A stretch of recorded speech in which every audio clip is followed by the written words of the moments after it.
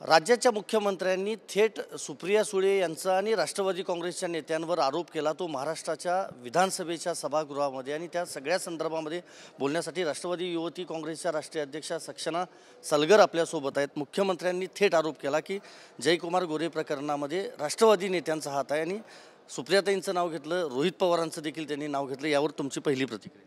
नागपूर जी दंगल झाली आता त्याच्यामध्ये बीजेपीचा हात होता हे कुठेतरी लपवण्यासाठी आपण पाहताय महाराष्ट्रामध्ये बजेट सेशन सुरू आहे।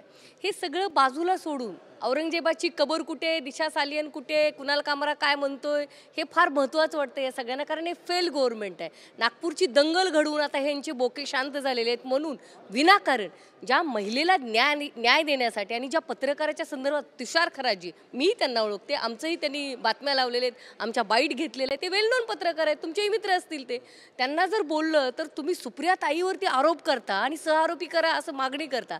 देवेंद्रजी हे तुमच्या नाठाळ खट्याळ जो जयकुमार गोरे आहे या मंत्र्याचे कारनामे लपवण्यासाठी तुम्हाला किती उठाठेव करावी लागते। मला खरंच तुमच्याविषयी संवेदना आहेत, मला म्हणजे आपुलकी वाटते, काय बोलावं तुमच्याबद्दल, काय बोलावं। तुम्हाला आज जयकुमार गोरे सारख्या मंत्र्याला वाचवण्यासाठी हे सगळं करावं लागतं आणि त्यामध्ये ती तुमची न्यूज चालावी म्हणून तुम्ही सुप्रियाताई सुळेंचं नाव घेता, ह्याच्यासारखं दुःख काही नाही आहे। माझं असं मत आहे, हे तर तुम्ही मान्य करा की ज्या अर्थी जयकुमार गोरेंनी 1 कोटी रुपये पाठवले, 1 कोटी रुपये कोणाचे होते? जर खरंच ती महिला तुम्हाला ब्लॅकमेल करत होती तर तुम्ही रीतसर कंप्लेंट का नाही केली? तिला 1 कोटी रुपये दिले का? एवढी मोठी रक्कम का देताय? ह्याचं उत्तर तुम्ही दिलं पाहिजे। आणि तुमचाच जयकुमार गोरे लाडका मंत्री, नाठाळ मंत्री, महिलेची बदनामी करतो, फोटो पाठवतो अश्लील आणि परत म्हणतात की ते आमचं प्रकरण आता मिटलेलं आहे। तुम्ही जयकुमार गोरेंच्या बाईट मागच्या 10 दिवसातल्या बघा, त्यांनी ऑन रेकॉर्ड ऑन कॅमेरा सांगितलेलं आहे की हो आमचं प्रकरण मिटलंय, जुनं प्रकरण का काढता? म्हणजे प्रकरण होतं, म्हणजे त्यांनी हा कारभार केलेला आहे जो की अश्लाघ्य अश्लील आहे, तो प्रकार त्यांच्याकडून झालेला आहे। त्यांचं म्हणणं आहे आमचं मिटलेलं आहे आणि मला माफी द्या। माफी का द्या?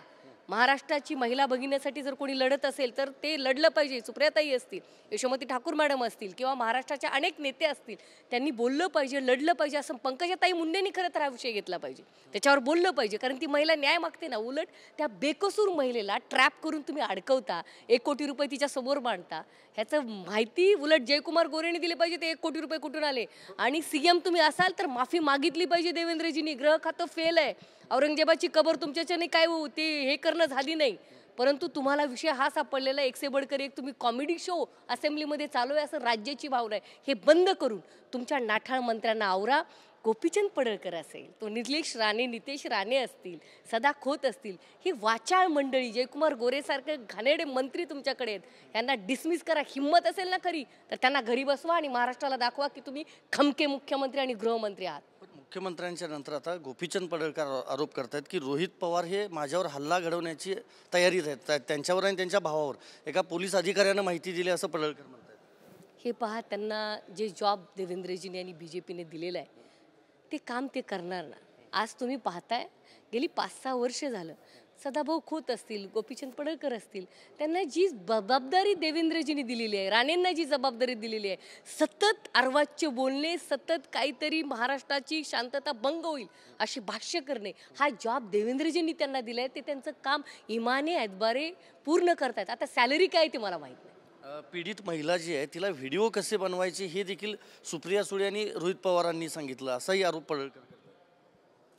अशा या बिनबुडाच्या आणि थोथांड गोष्टीवरती मला वाटत नाही मी प्रतिक्रिया द्यावी।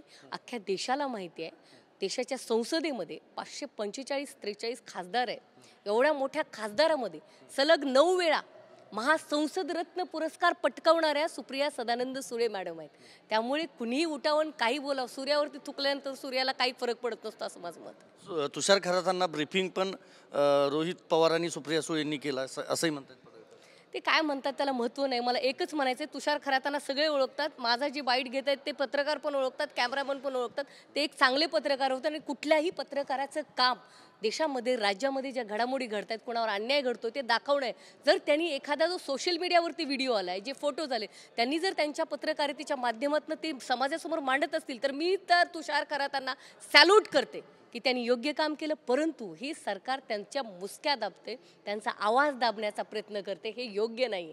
महाराष्ट्रातल्या पत्रकारांना प्लीज तुम्ही स्वातंत्र्य द्या, त्यांना मांडू द्या, महिलेच्या नागरिकांच्या वेदना यातना मांडू द्या, ही माझी मागणी आहे. आणि असे बेछूट आरोप करणं बंद करा. धन्यवाद आमच्याशी बोलल्याबद्दल. Video journalist Vinod Kumar sir, मी संदीप राजगोळकर, TV9 मराठी, नवी दिल्ली.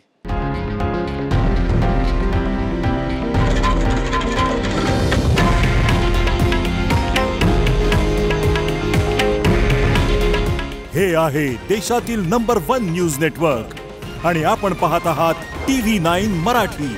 काळजी तुमची, हित महाराष्ट्राचं.